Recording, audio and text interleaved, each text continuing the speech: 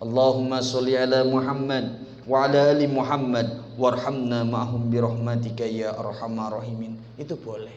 Jenengan pengen rezekinya misalnya doa mohon dilancarkan, ya cari saja asmanya Allah yang isinya rezeki. Ya Rojak, ya Rozak, ya Rozak, ya Rozak. Tolong ya Allah hari ini saya mau dagang, tolong berikan rezeki yang barokah ya Allah, lariskan dagang saya. Diawali dengan menyebut ya Rozak, ya Rozak, itu tidak apa-apa. Yang kedua, berwasilah dengan amalan soleh kita sebagaimana yang dilakukan 3 orang ini yang berada di dalam gua, ibu dan bapak. Ya Allah, saya kemarin kurban di Masjid Hidayatul Islamiyah ya Allah. Saya udah ngumpulkan uang itu ya Allah setahun 3,5 juta. Seandainya kurban ini diterima oleh Engkau ya Allah, tolong ya Allah berikan kesembuhan di lutut saya. Ini saya sudah lama lututnya pengapuran, loro tenanan habis nongkrong berdiri gitu ya. Itu enggak apa-apa. Dan yang nomor 3, berwasilah dengan orang yang masih hidup yang jenengan yakini doanya itu mustajab. Kayak teman saya yang bernama Ustadz Bisri Mustafa. Kalau beliau kehilangan dompet, kehilangan HP, yang pertama kali beliau hubungin emaknya. Bu HP ku hilang. Tolong ya Bu doakan biar HP saya balik. Kalau tidak balik minimal diganti oleh Allah dengan yang lebih baik. Yang didatengin Ibu boleh. Asal ibunya masih hidup. Kalau ibunya sudah meninggal yo joto yo, terus datang neng kuburan ibu HP ku hilang Bu balik repot iki. Jadi wasilahnya kepada orang yang masih hidup. Nah, ibu dan bapak, kita mulai memasuki kisah yang pertama di dalam hadis Riyadhus Shalihin ini. Nah, orang yang pertama, qala ar-rajul minhum, salah satu laki-laki di antara mereka berdoa, Allahumma ya Allah, kanali abawani syekhani kabirani, saya memiliki 2 orang tua yang sudah tua renta. Wa kuntu la akbak, kebiasaan saya akbak, nek sore hari itu memeras air susu kambing. Qablahuma ahlan wala malan, dan saya mendahulukan kedua orang tua saya ahlan daripada keluarga saya, wala malan ataupun pembantu saya. Nah, ibu dan bapak, memang salah satu tanggung jawabnya rojul, seorang laki-laki, kita laki-laki nih. Kalau kita sudah menikah, maka sungguh laki-laki itu akan menjadi milik ibunya. Kalau anak laki-laki belum menikah, dia milik ayahnya. Kamu kan belum nikah sudah kerja, mbok bantu bapakmu. Bapakmu capek berangkat subuh pulang subuh, kamu sekarang sudah gede, rakyat ngewai bayar listrik, apa nukuke beras 25 kilo sak karung gitu loh ya. Tapi kalau anak laki-laki sudah menikah, maka dia mengutamakan ibunya. Inilah yang disampaikan oleh Nabi, ya Rasulullah, man abbaru, siapa orang yang berhak paling saya baiki. Maka kata Nabi, ummuka ummuka ummuka salatsa marrah, sampai 3 kali. Kemudian abaka, ayahmu, kemudian summal aqraba fal aqrab, kemudian saudara dekat seperti om, tante, pak le, bude. Termasuk ketika panjenengan mudik, ada sebuah video. Dia bilang sama abah, dia mau berlebaran di rumah orang tua istrinya, katanya biar adil. Adil itu bukan sama rata, tapi pertimbangan kebutuhan dan hukum. Seorang anak laki-laki harus sungkem terlebih dahulu kepada orang tua kandungnya. Karena dia seorang suami, istrinya wajib mengikuti dia kalau mau disebut wanita solehah. Jadi persoalannya bukan adil atau tidak adil, bukan soal kewajiban. Wah, abot iki. Laki-laki itu milik ibunya. Perempuan itu, istri itu milik siapa? Suaminya. Berarti istri itu harus manut suami. Suami miliknya siapa? Ibunya. Waduh. Wah, ini kayaknya ibu rodo. Aduh, iki piye to Pak Dede? Boleh ditanyakan nanti ya. Nah, ibu dan bapak, ternyata aktivitas bapak yang nomor 1 ini, fana abi tallabus sajar, itu kalau di siang hari suka mencari kayu. Pada hari tersebut beliau ini sangat sibuk Falimma aruh alaihi mahata nama, ketika sampai rumah ternyata ibu bapaknya sudah tidur nama itu. Nah ini penting kalau kita mau beramal soleh, jangan nurutin dunyo. Artinya kalau nurutin warungnya rame terus, wah renek teh pak, betul pak. Artinya nek wayahe sholat yo sholatnya nungguin warung rame terus, wah renek teh rame terus. Jebate ra sholat terus gitu loh. Apa artinya? Sampaikan sesuatu pada haknya. Dan kalau waktunya ibadah atau berbuat baik, ojo ditunda-tunda. Pernah saya sampaikan, la yutimul ma'ruf illa bithalathatin. Kebaikan itu akan menjadi sempurna apabila melakukan 3 perkara ini. Salah satunya bitakjilihi. Kalau ingin berbuat baik, sudah punya kebiasaan, yo endang-endang dilakukan. Jangan ditunda-tunda. Kenapa? Kalau makin ditunda-tunda, abot nanti ujiannya makin banyak. Makanya dalam hadis riwayat Muslim, badiru bil amal fitanan, segeralah kalian beramal soleh karena akan terjadi berbagai ujian, kaqita'il laili wal madlum, ya. Karena ujian itu seperti yaitu malam yang gelap yang menyelimuti siang. Artinya begitu cepatnya gitu loh Bapak Ibu. Nah Ibu dan Bapak yang insya Allah dirahmati oleh Allah, kebiasaan bapak yang pertama tadi yang terkurung di dalam gua, fahalabtul lahuma ghabbuqahuma. Jadi orang tuanya itu suka diberikan air susu yang diperas oleh dia dari kambingnya di waktu sore hari. Fawajadtuhuma naimaini, dan ketika diberikan susu sampai ke kamarnya ternyata orang tuanya itu sudah tidur. Memang Ibu dan Bapak, urutan sedekah di dalam agama Islam itu ada skala prioritasnya.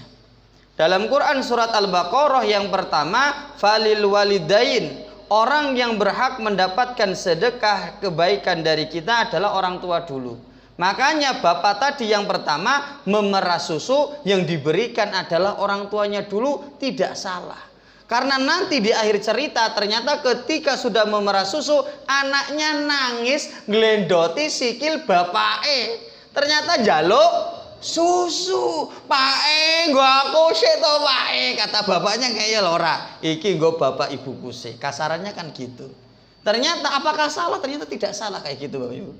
Ternyata orang ini mendahulukan orang tua dulu, baru wal akrabin, orang yang terdekat, bu, le, om, tante, wal yatama, kemudian anak yatim, wal masakin, orang miskin, wabnis sabil, baru orang dalam perjalanan. Dan bersedekah air, oleh-oleh air ini penting. Ternyata Ibu dan Bapak termasuk amalan yang utama. Ayu sodaqati afdal qala sakyul ma. Sedekah yang utama adalah air. Nah, airnya 2 ini, berarti sedekahnya luar biasa ini ya. Makanya kalau pengajian urusan teh aku sing handle baik, itu lebih afdol ya urusan minuman. Dan Nabi pun juga sama. Nabi itu juga kebiasaannya kalau di rumah karena basyaran minal basyar. Beliau ini seperti manusia pada umumnya.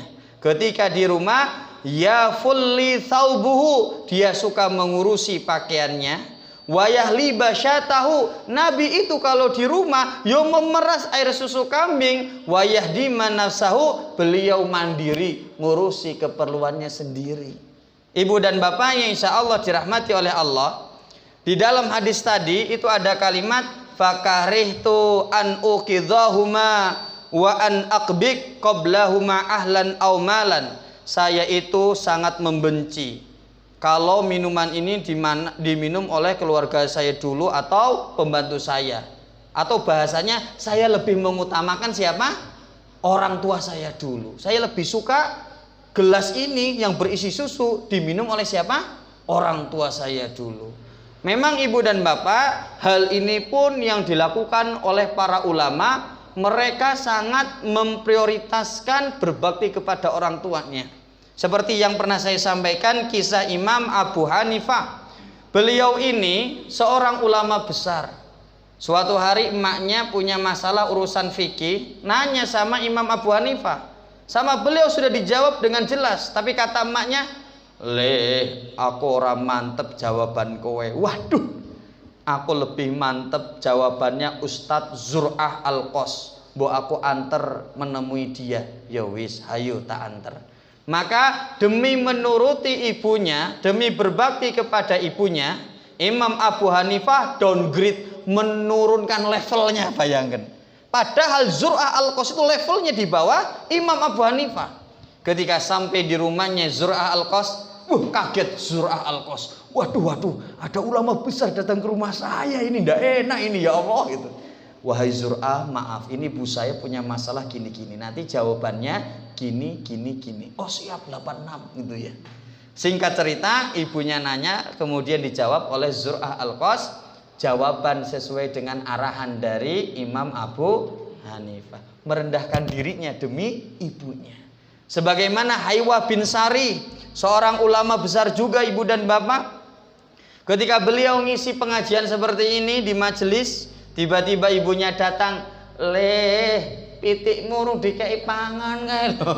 Maka Zur'ah Al-Qos ini berdiri, nyun ngapunten ibu dan bapak, saya minta jeda istirahat 5 menit dulu nggih, mau ngasih makan anak ayam itu loh. Masya Allah.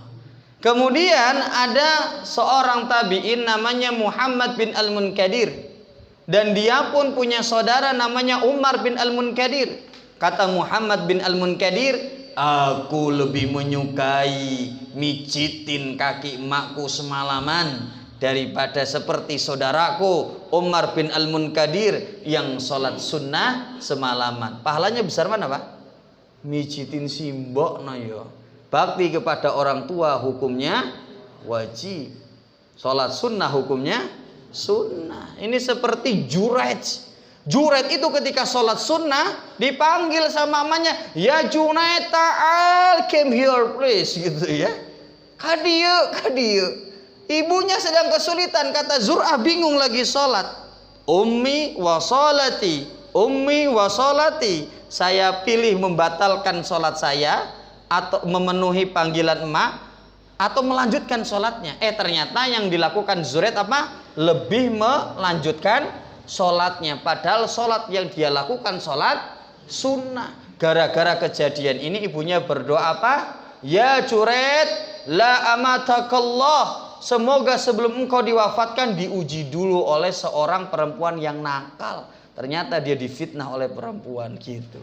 Nah ibu dan bapak yang insya Allah dirahmati oleh Allah, kemudian apa yang terjadi? Ternyata bapak-bapak tadi memegang air susu di dalam gelas tersebut, anta dirustaiqadhahuma. Dia menunggu sampai kedua orang tuanya bangun, hatta barikal fajru. Ternyata memegangnya lama sampai menjelang subuh Bapak Ibu. Waduh, ya abot tenanan Pak. Kemudian yang terjadi adalah wasibiyatu yatadu gauna indal qadami. Padahal bocilnya itu udah ngerengek di kakinya, Pak. Aku pengen cucu, Pak. Tapi dia lebih mendahulukan orang tuanya.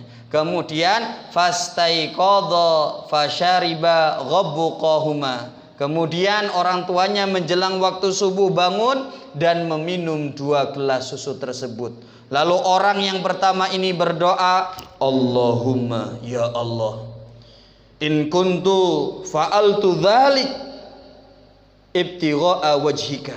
Seandainya amalan tersebut ikhlas mengharapkan pahala dari engkau dan amalan ini diterima oleh engkau ya Allah, fafarrij anna man nahnu fihi. Tolong keluarkan diriku dan kawan-kawanku ini min hadhihi sakhra. Tolong ya Allah, batu yang menutupi gua ini tolong geserkan agar kami bisa keluar. Fan farajat syai'an, ternyata bergesernya cuman sedikit, tapi belum bisa keluar. La yastati'una khuruja minhu. 3 orang ini belum bisa keluar, tapi batunya sudah bisa bergeser.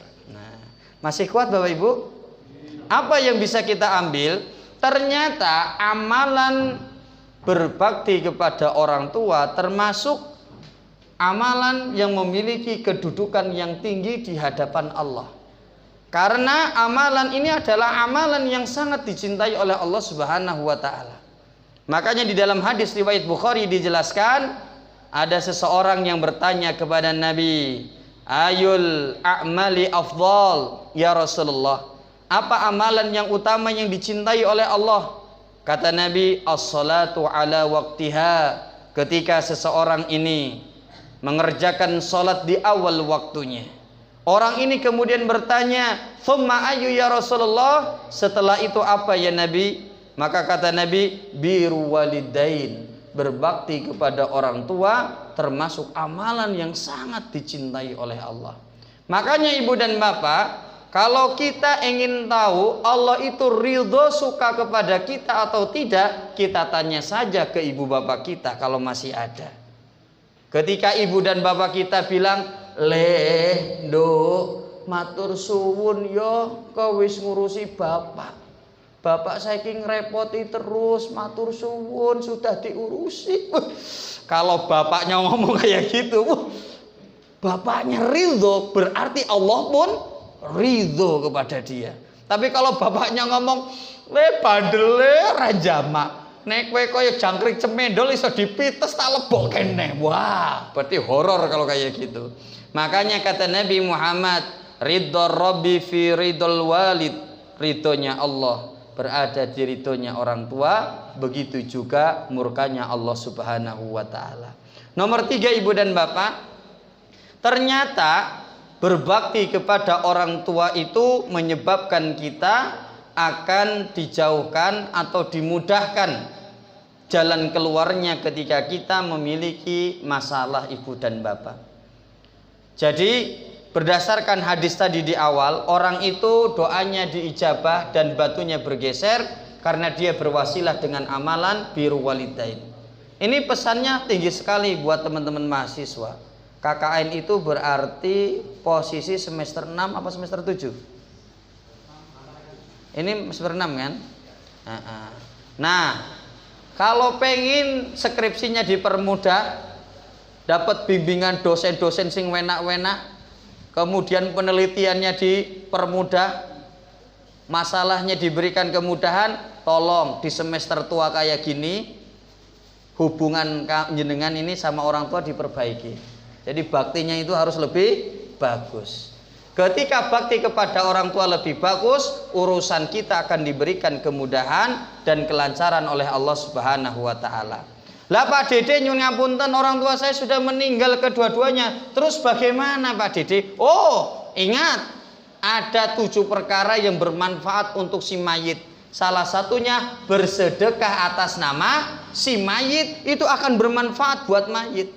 Kalau jenengan lagi punya masalah kehidupan, ya sudah sedekah saja atas nama orang tua yang sudah meninggal. Semoga dengan amalan tersebut nanti urusan jenengan dipermudah. Ternyata yang nomor 4 ibu dan bapak, termasuk urusan rezeki itu ada hubungannya dengan interaksi kita kepada orang tua kita. Makanya ibu dan bapak, saya sampaikan ketika ngisi khutbah nikah, Mas manten, Mbak manten, misalnya kamu nanti setelah resepsi menjalani rumah tangga, ingin rezekinya diberikan kemudahan dan kelancaran, tolong nyah-nyoh sama bapak ibumu, sama sedulurmu, sama ponaanmu. Kalau kamu nyah-nyoh, insya Allah Allah pun nyah-nyoh ngasih rezeki yang mudah kepada sampeyan. Dan nomor 5 ibu dan bapak, ternyata amalan berbakti kepada orang tua itu salah satu tiket dipermudahkan orang tersebut masuk ke dalam surga. Makanya di dalam hadis riwayat Muslim, Nabi mengatakan, roghiba anfu, celaka dia. Sahabat yang mendengarkan statement ini kemudian bertanya-tanya, "Gila man ya Rasulullah, ya Rasul nyuwun ngapunten, kok jenengan ngomong celaka dia. Siapa yang celaka ya Rasulullah?" Kata Nabi, "Man adraka walidayhi indal kibar ahadahuma au kilahuma thumma lam yudkhilal jannah." Kalau ada orang yang dia masih memiliki orang tua, orang tuanya sudah sepuh banget, baik 1 atau 2 orang, ternyata tidak membuat dia masuk ke dalam surga, sungguh celaka dia. Makanya apa hukumnya Pak Dede? kalau punya orang tua kemudian dimasukkan ke panti jompo, anake wong hebat-hebat kabeh. Orang duwe waktu ngurus wong tua. Ada yang orang tuanya dititipkan ke panti. Ada napa mboten, Pak? Ada. Ternyata di website Darul Iftah Al-Misriyah, yaitu sebuah website yang berisi ulama-ulama Mesir, memberikan jawabannya. Apa hukumnya memasukkan orang tua ke panti jompo? Jadi jawabannya adalah fala yazuzu, tidak boleh an yadha'al ibnahu walidayhi au ahadihima fi darril musinnin. Tidak boleh seorang anak memasukkan orang tuanya atau kedua-duanya ke panti jompo. Lima fi dzalika min qati'atin lahuma. Karena dengan memasukkan orang tua ke panti jompo itu akan memutus hubungan silaturahminya. Wallah subhanahu wa ta'ala ja'allahu mujiban li su'il khatimah. Kalau ada anak yang memasukkan orang tuanya ke panti jompo, ini menyebabkan anak tersebut akan mengalami akhir hidup yang su'ul khatimah. Wa tawa'addul aku bi ta'zilihil akibati fi hayatihi qabla mautihi. Dan sungguh kalau dia memasukkan orang tuanya ke dalam panti jompo, menyebabkan azab Allah akan disegerakan kepada dia. Qala Rasulullah sallallahu alaihi wasallam, sebagaimana Nabi Muhammad berkata, kullu dzunubi yuakhirullah ma syaa minha illa yaumal qiyamah. Semua akibat dosa itu akan ditunda sampai datangnya hari kiamat. Jadi orang-orang yang melakukan perbuatan dosa besok hukumannya akan diberikannya di akhirat. Illa uququl walidain, kecuali dosa durhaka kepada orang tua. Fa innallaha ta'ala yu'ajjallahu li sahibihi fil hayati qoblal mamat. Kecuali durhaka kepada orang tua itu balasannya gak usah nunggu di akhirat, tetapi di alam dunia sebelum dia mati akan mendapatkan cash balasannya dari Allah Subhanahu wa ta'ala. Bisa diterima nggih? Makanya dalam Quran surah Al-Isra ayat 23 sampai 24 kita sudah paham semua. Wa qadha rabbuka alla ta'budu illa iyyahu wa bil walidaini ihsan. Allah yang menciptakan langit dan bumi benar-benar sudah berwasiat. Hendaklah hei manusia, kalian hanya menyembah kepada Allah. Jangan berbuat kesyirikan. Setelah itu berbuat baiklah kepada ibu dan bapakmu. Fala taqul lahumma ufiu wala tanharhuma wa qul lahumma qaulan kariman. Dan ingat, mulutmu itu harus dijaga kalau sudah berhadapan dengan orang tua yang sudah sepuh. Jangan bilang atau kata-kata yang tidak membuat nyaman orang tua kita. Jangan membentaknya. Dan kalau ngomong dengan mereka, semaksimal mungkin dengan ucapan yang mulia. Kenapa? Karena orang itu kalau makin tua hatinya makin tajam dan makin sensitif, gampang tersinggung, gampang ngamuan, gampang nangis dewe. Makanya barang siapa yang memiliki orang tua yang sudah sepuh di rumahnya, jenengan sing sabar karena ngemong bayi gerang. Setuju napa mboten? Nyuwun ngapunten Ibu dan Bapak, ini contohnya ketika berada di Cina ini.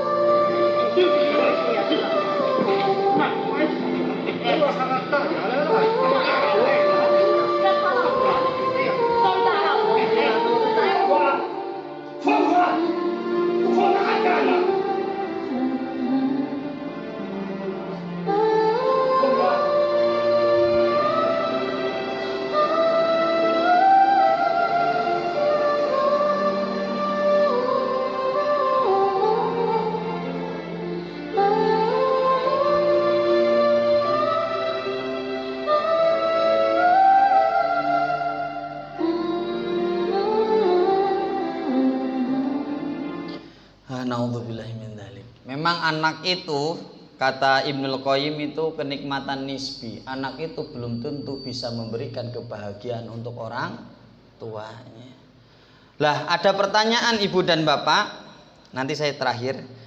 Makanya di dalam hadis riwayat Bukhari, kata Nabi kepada para sahabat, ala unabbiukum bi akbaril kabair, wahai sahabatku, maukah aku sampaikan kepada kalian apa dosa yang paling besar di antara dosa paling besar? Qulna bala ya Rasulullah, tentu saya ingin tahu. Kemudian Nabi memberikan penjelasan, wa uququl walidain, durhaka kepada orang tua termasuk dosa yang paling besar di antara paling besar. Ada pertanyaan, lah Pak Dede, kalau sama bapak ibu mertua juga sama? Yo iya no yo.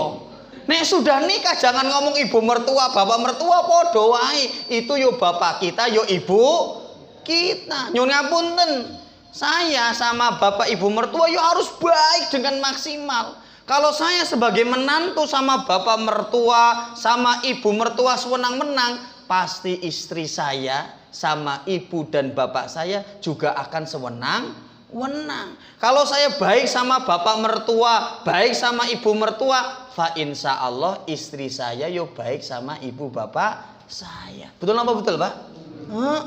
Makanya ibu dan bapak yang insya Allah dirahmati oleh Allah, ternyata tidak terasa saya sudah ngomong 48 menit, Pak. Endingnya adalah uang bisa dicari, ilmu bisa digali, tapi kesempatan untuk mengasihi orang tua takkan terulang kembali. Makanya saya bilang ke istri, kalau Mbak Kakung Mbak Huti udah meriang rodo mumet, ojo teledor anak-anaknya. Kalau orang yang sudah tua usia 60 ke atas, sakit itu harus diwaspadai. Betul apa betul, Pak? Makanya udah Mbak Kakung semalaman batuk, anaknya turu kabeh. Harusnya bangun tangi ngono lho. Iku lho bapakmu nganti batuk, turun ke bawah ditanya, "Pak ngopo? Tak gawe teh hangat apa teh panas?" Piye? Pijiti, sesuk tak terke. Kalau klinik kan ada klinik 24 jam nggih. Ayo tak terke. Respon gitu loh, pas respon gitu loh. Makanya saya ada belum tak masukkan ke slide, saya baca tadi artikel. Makanya al-ailah, konsep dalam rumah tangga di dalam agama Islam itu ada namanya al-ailah, yaitu 3 generasi. Kalau bisa jangan jauh-jauh, orang tua, anaknya dan cucunya. Jangan sampai orang tua yang sudah sepuh tinggal sendirian di rumah. Jadi diusahakan itu al-ailah itu 3 generasi ini. Bapak Mbah Huti Mbah Kakung yang sudah sepuh, anaknya salah satunya, misalnya anaknya banyak, raketang siji enek rumah neng kono. Kalau tidak satu rumah, minimal jaraknya jangan jauh-jauh. Dan yang terakhir cucunya. Maka diusahakan 3 generasi ini ojo ado-ado.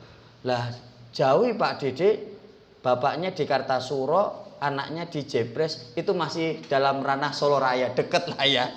15 menit, 30 menit ngeng mangkat iso nyampe ke Kartasuro. Tapi nek misalnya anaknya di Solo, Mbah Uti, Mbah Kakungnya di Solo, anaknya neng Papua, kan retu aduh. Nggak berhari-hari datang ke Solonya.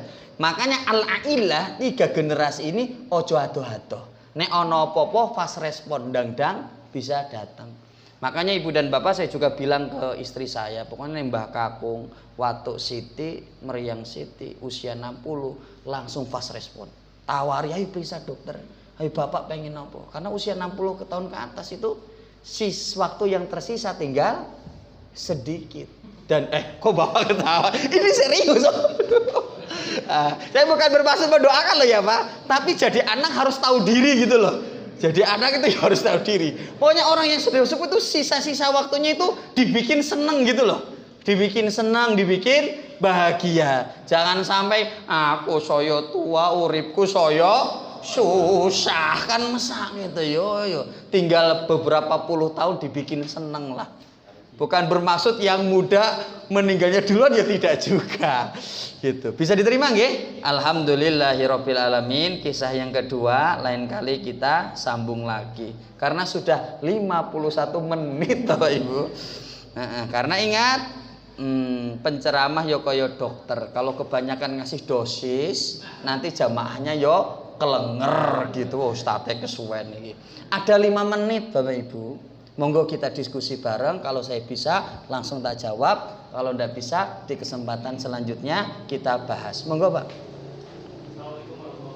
Waalaikumsalam warahmatullahi wabarakatuh. Saya mau bertanya mengenai tawasul. Nggih. Tadi tawasul itu kita dibolehkan ada 3. Yang pertama kepada Allah itu dengan nama Allah. Yang kedua dengan amal baik kita. Dan yang ketiga yaitu dengan orang yang masih hidup.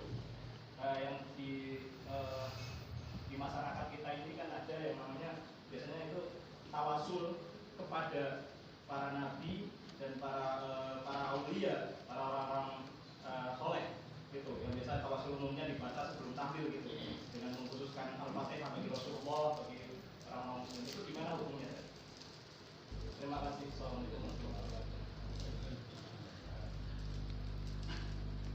Monggo ada lagi nggih Bapak Ibu? Sekalian biar cepat pulang gitu loh. Monggo. Sampun, satu aja. Nggih. Nah, Ibu dan Bapak yang insya Allah dirahmati oleh Allah, ini pertanyaan sing rada sensitif. Jawabnya hati-hati ya. Jadi Ibu dan Bapak, ketika kita berdoa memang ada adabnya adalah yaitu bersolawat kepada Nabi Muhammad Sallallahu Alaihi Wasallam. Kalau itu ada dalilnya. Memang urutannya orang berdoa itu, Ibu dan Bapak, yang pertama memuji Allah dulu. Jadi, a'udzubillahi minasyaitonirrajim. Bismillahirrahmanirrahim. Ya Hayyu ya Qayyum ya Azizu ya Hakim ya Ghafuru ya Rahim. Terus bersolawat kepada Nabi. Allahumma shalli ala Muhammad wa ala ali Muhammad warhamna ma'hum birahmatika ya arhamar rahimin. Kenapa bersolawat kepada Nabi, mendoakan orang-orang yang soleh, yang sudah meninggal? Ini adalah mendoakan yang lain dulu, umum. Tujuannya doa baik ini akan naik ke langit, akan kembali kepada orang yang mendoakan. Jawabannya itu. Kalau wasilah itu kan ya meminta kepada orang yang sudah wafat itu kan nggak bisa. Tapi kalau mendoakan orang yang sudah wafat, ya tidak masalah. Memang kayak gitu. Jadi yang Bapak sampaikan tadi yaitu mendoakan orang yang sudah meninggal terlebih dahulu sebelum mendoakan yang lainnya, ini boleh. Makanya di awal selanjutnya setelah memuji Allah, bersolawat kepada Nabi, yang selanjutnya mendoakan secara umum, ini tidak apa-apa. Allahumma firlil muslimina wal muslimat wal mu'minina wal mu'minat, termasuk mendoakan para sahabat atau orang-orang yang soleh, tidak masalah. Memohon ampun dulu buat kita. Rabbana ighfir lana wa la ikhwanina alladziina sabaqunna bil iman wa la taj'al fi qulubina ghillan lil ladziina amanu rabbana innaka raufur rahim. Intinya mengawali doa dengan mendoakan orang-orang soleh dulu tidak masalah. Kita bukan tawasul meminta kepada orang yang sudah meninggal. Kecuali tolong ya misalnya wahai sahabat Utsman, saya sedang kesulitan. Ente kan terkenal sahabat Nabi yang kaya raya, tolong ya doakan saya biar usahanya lancar. Kalau gitu tidak bisa. Itu meminta kepada orang yang sudah meninggal. Tapi kalau mendoakan orang yang sudah wafat tidak masalah. Yang tidak boleh itu meminta. Gitu nggih? Bisa diterima nggih? Maka pertanyaannya makin sulit kayaknya ini ya. Aduh. Sampun nggih Bapak Ibu, apa ada lagi? Sampun nggih? Sudah jam 8:30. Nggih, semoga kajian malam hari ini bisa kita amalkan nggih. Bagi ibu dan bapaknya yang sudah tiada, ya banyak amalan yang bermanfaat untuk mereka. Padahal orang yang sudah wafat malahan lebih butuh baktinya anaknya. Karena di alam kubur itu perkara yang sangat berat sekali. Kemarin saya ngisi di Masjid Nurul Falah, yaitu daerah Karangasem, ya, dekat Pasar Kleco, membahas tentang bekal menghadapi kematian. Mulai dari sebelum kematian apa yang harus kita lakukan. Kemudian saat kematian itu datang harus apa kita lakukan. Kemudian setelah mayat ini benar-benar rohnya sudah tidak ada, hal-hal apa saja yang boleh kita lakukan. Dan kita nanti juga membahas tentang hal-hal yang dilarang dilakukan ketika jenazah ini sudah wafat beneran, udah bener-bener hilang ruhnya gitu.